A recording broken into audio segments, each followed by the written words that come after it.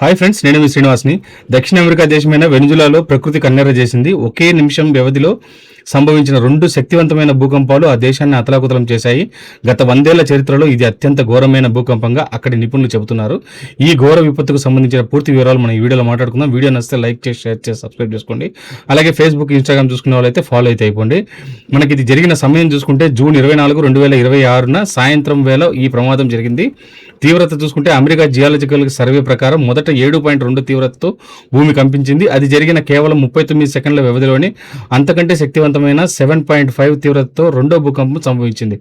Venezuela రాజధాని కరాకస్కు పశ్చిమంగా ఉన్న మొరాన్ మరియు యారకుయ్ తీర ప్రాంతాల వద్ద భూకంపం కేంద్రంగా నమోదైంది.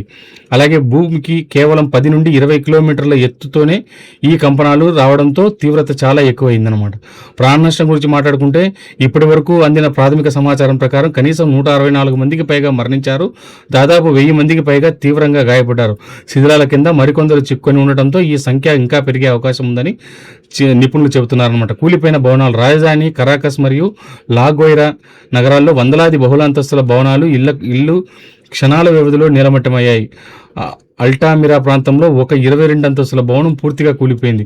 విమానాశ్రయం మూసివేత. దేశంలోనే అతిపెద్దదైన సియోన్ బొలివర్ అంతర్జాతీయ విమానాశ్రయం తీవ్రంగా దెబ్బతింది. దీంతో విమాన సర్వీసులను పూర్తిగా నిలిపివేశారు. మౌలిక వసతులు. అనేక ప్రాంతాల్లో విద్యుత్ సరఫరా, కమ్యూనికేషన్ వ్యవస్థలను పూర్తిగా నిలిచిపోయాయి. ఆసుపత్రులు సైతం దెబ్బతినడంతో క్షతగాత్రులకు చికిత్స అందించడం సవాలుగా మారింది. Venezuela acting president Delcy Rodriguez దేశంలోని అత్యవసర పరిస్థితిని ప్రకటించారు.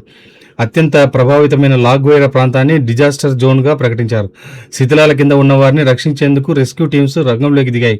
పునరావాస కోసం $200 బిలియన్ నిధిని కేటాయించారు.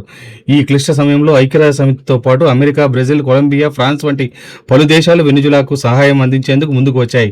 వాటికన్ నుండి పోప్ కూడా తక్షణ అత్యవసర సాయాన్ని ప్రకటించారు.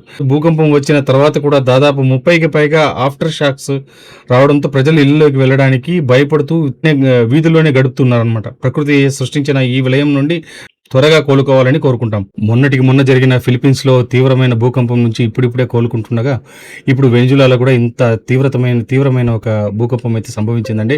దీంట్లో నుంచి జనాలందరూ సేఫ్ గా బయటపడాలని, ఆ దేశం కూడా తొందరగా కోలుకోవాలని కోరుకుందాం. మీకు ఈ వీడియో నచ్చితే